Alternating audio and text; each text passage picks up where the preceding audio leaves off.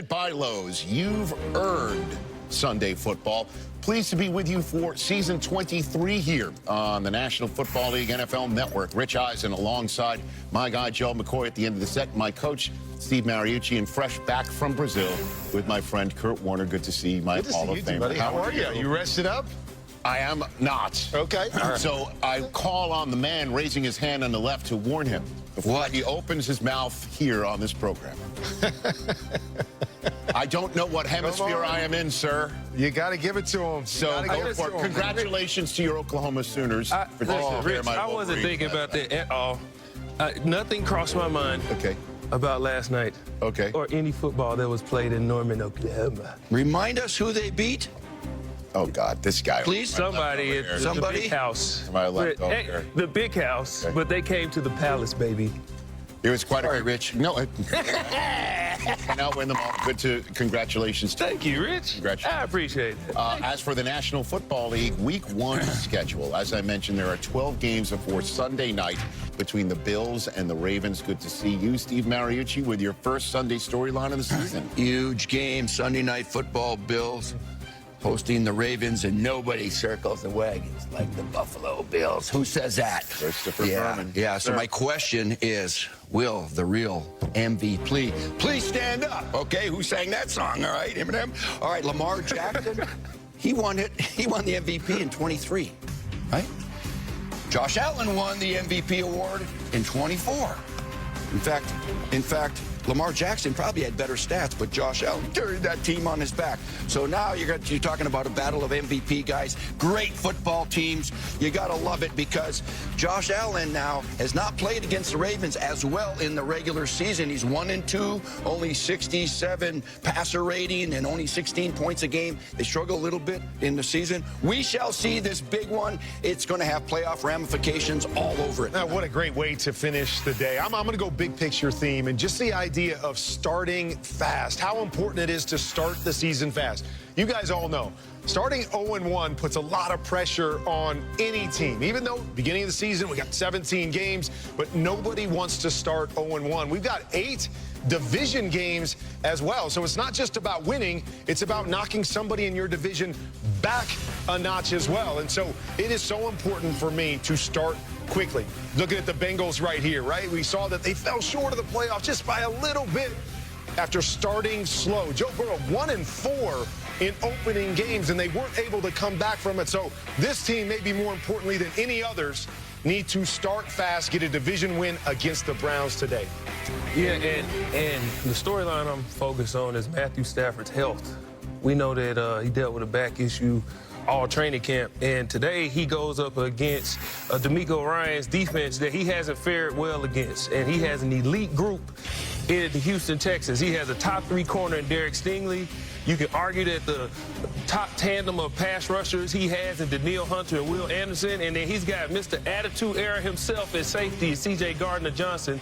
This is an elite group, and if you have a back issue, the last thing you want to deal with is an elite group like this because they will have you in the locker room faster than Jalen Carter. So, listen. And that was fast. And that was extreme. As we saw that. I mean, so I'm interested to see if he can hold up. Yeah. Isn't week 1 great? Like, there's so many unknowns about all of these teams, so many great matchups. I love week. And in terms of what you said, Kurt, the game that we called on YouTube Friday night, the Chargers winning that game, it's a division game. They're 1-up on the Chiefs, and as for the Chiefs, they're 0-1 going home, and their next game is the Super Bowl rematch against the Philadelphia Eagles, who we're assuming Jalen Carter, is going to be there longer than just one snap, if he's allowed to be there at all. I mean, and those are the first 2 games of the season. Again, we've got 8 early window kickoffs to take you right up to toe meeting ball for. So let's whip around some of the stadiums that we have some of our crack staff and reporters manning the field, starting with Mike Garafolo at this big Steelers at Jets contest. Happy Week 1 Sunday, Mike. Thank you very much, Rich, and we are happy to have this matchup. Aaron Rodgers, Justin Fields, Week 1 starters last year, now starting against their former teams. A lot of confidence in Pittsburgh that Arthur Smith and Rodgers will be a good pairing offensive coordinator and quarterback. Also for the Steelers, Cam Hayward, the 7-time Pro Bowler and longtime team captain. There was a chance he was going to sit out this game. Not the case, as the insiders reported last night. $3 million in incentives added to his deal. He is locked in and ready to go. Now to Jane Slater in Landover, Maryland.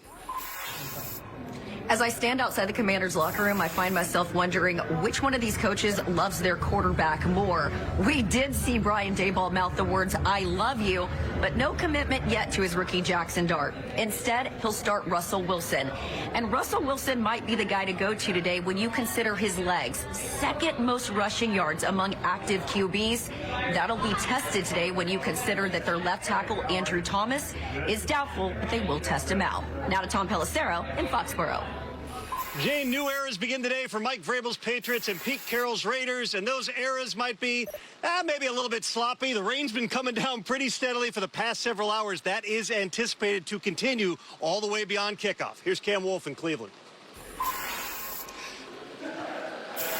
Tom, lake effect rain and lightning pushed us out of the stadium, but it should be clear by game time. Meanwhile, the news, running back Quinshon Judkins, their second-round pick, won't play today, but he'll be on the sidelines, I'm told, after he got a July arrest that was eventually dropped. He signed that contract. He eventually will be the lead back, they hope. Look, today, the running back room will be Dylan Sampson and Jerome Ford, and they will support the starting quarterback, Joe Flacco, leading...